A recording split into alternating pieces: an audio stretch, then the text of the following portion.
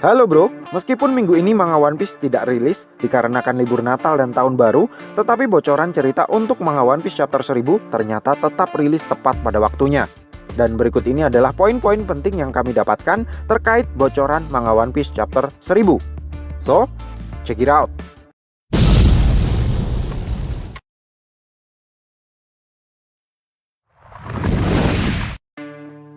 Disebutkan kalau berkat bantuan Sicilian dan para Musketeers-nya Inuarashi, Luffy bisa langsung naik dari lantai 5 menuju atap kastil dengan tanpa hambatan.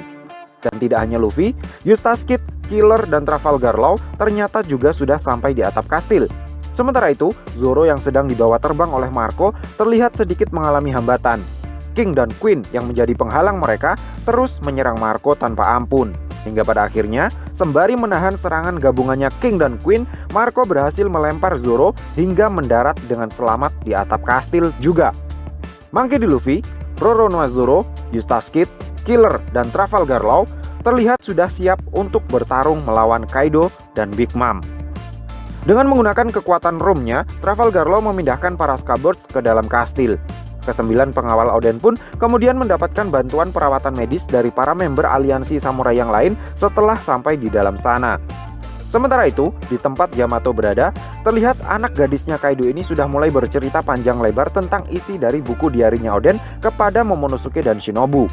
Menurut catatannya Oden, dalam 20 tahun masa setelahnya akan muncul seorang pemuda yang sangat kuat yang memasuki lautan New World. Kemudian flashback Yamato dengan Ace di malam itu diperlihatkan kembali di chapter ini. Ace bercerita kepada Yamato tentang mimpi besar Luffy.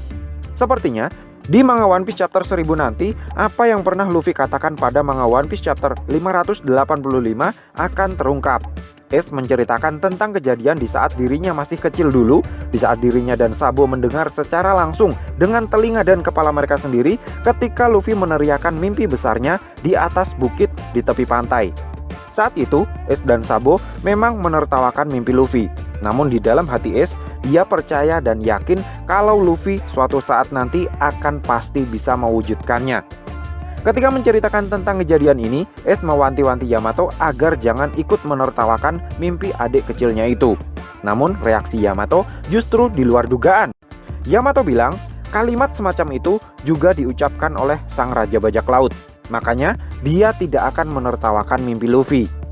Apa yang dikatakan oleh Yamato ini secara tidak langsung sudah mengkonfirmasi kalau apa yang diucapkan oleh Luffy kecil pada manga One Piece chapter 585 memang sama dengan apa yang pernah Roger katakan pada manga One Piece chapter 866.